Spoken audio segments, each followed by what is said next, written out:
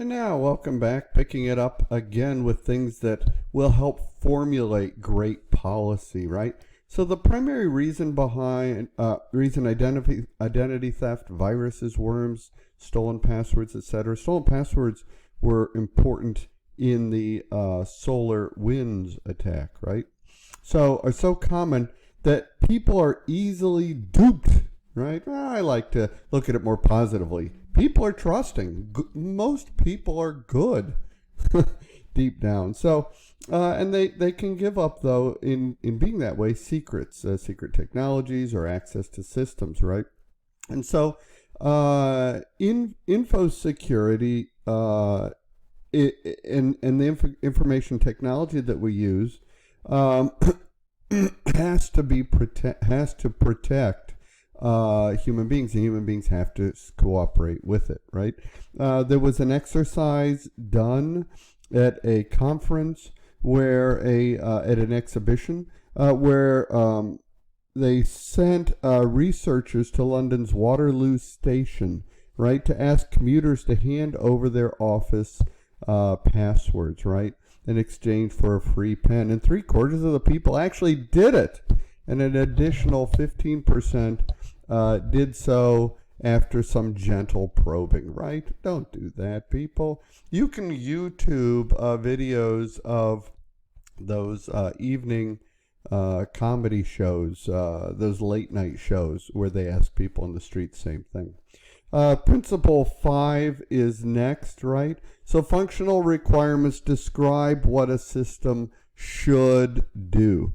Assurance requirements describe how functional requirements should be implemented and tested. And both set of requirements are needed to answer the following questions when you're making policy. Does the system do the right things, right? Does it behave as promised? Does the system do the right things in the right way, right? These are the same questions that other non-computer industries face when verifying and validating equipment. And so this is something that you will want to consider in your approach, right? With software, for example, you need both verification and validation answers to gain confidence in a product before launching them into the wild, into a hostile environment such as the internet. So most of today's commercial off-the-shelf software and systems stop at the first step, verification, without bothering to test for obvious security vulnerabilities in the final product, right? Verification and validation are key. Security issue 6, security through obscurity. This is not the answer, people. So security through obscurity is a reliance on security engineering to do design or implement secrecy as the main method of securing your systems, right? Security through obscurity can be said to be bad because it often implies that the obscurity is being used as a principal means of security. No, obscurity is fine until it's discovered, but once someone has worked out your particular obscurity, then the system is vulnerable again. Obscurity works to confuse the home team as well as the hacker too. Trust me. So security principle 7, security equals risk management. So building your cybersecurity risk management strategy, you want to do a couple of things. You want to take stock of your valuable assets, would be part of your standards, policies, procedures and guidelines you will make from the policy. You want to identify the risks, past and present. You'll probably look at the risks associated with every threat that can affect your organization, right? Every potential threat, including new and emerging risks, should be identified. Then you want to plan for the attack, especially against your critical assets. So you ought to have your assets divided into A, B, and C, green, yellow, red, whatever, to define criticality. You want to review your controls and then build a culture of cybersecurity in your organization. right? The ISO's specifications, the International Standards Organization, which we'll talk about later in governance, their specifications for best practice risk management system mention that any such system should include three things: technology, processes, and people. Ooh, write that down. Technology, processes, and people. So no matter what controls you put in place, it's critical that you create a culture of security in your organization.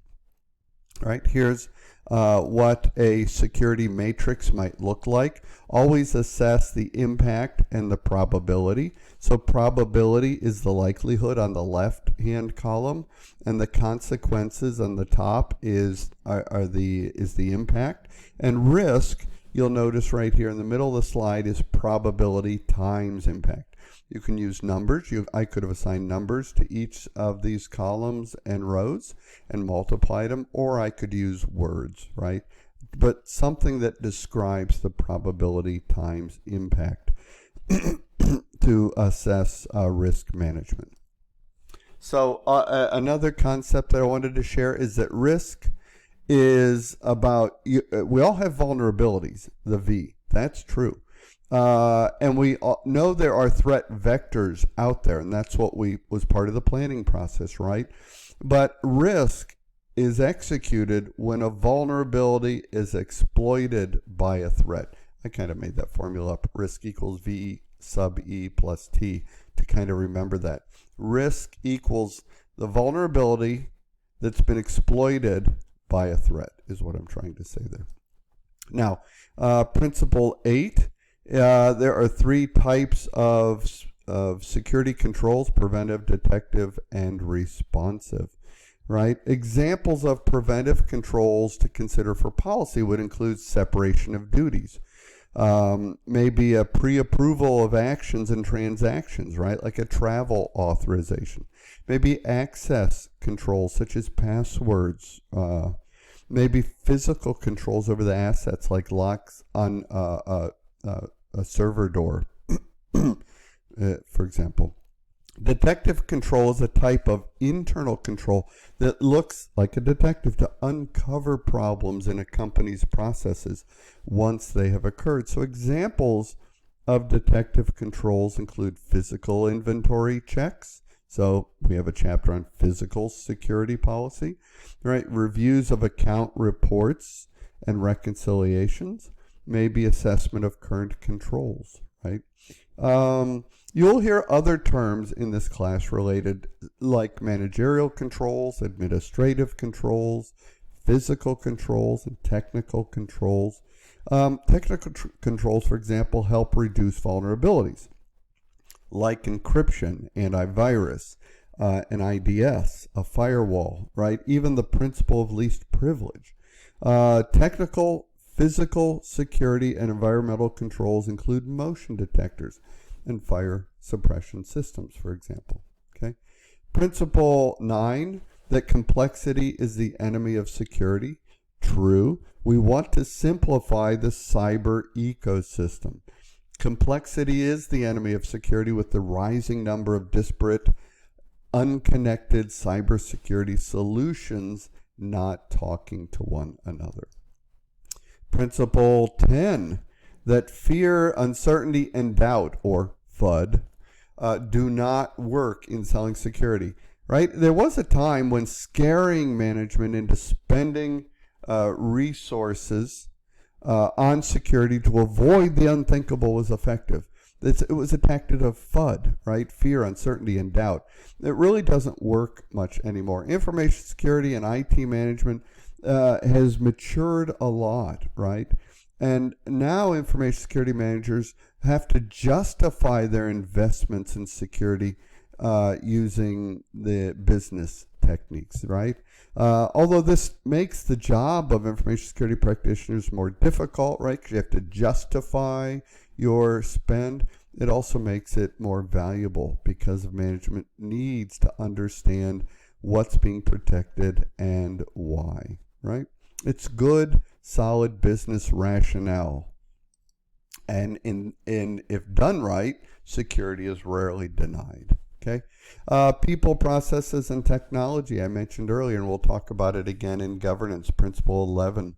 Likewise, no one person in an organization should have the ability to control or close down a security activity, commonly referred to as separation of duties, right? So, as described a little bit in Principle 3, Defense in-Depth Strategy, the information security practitioner needs to understand what countermeasures and controls are out there to implement an effective security system, right? Dual control, right?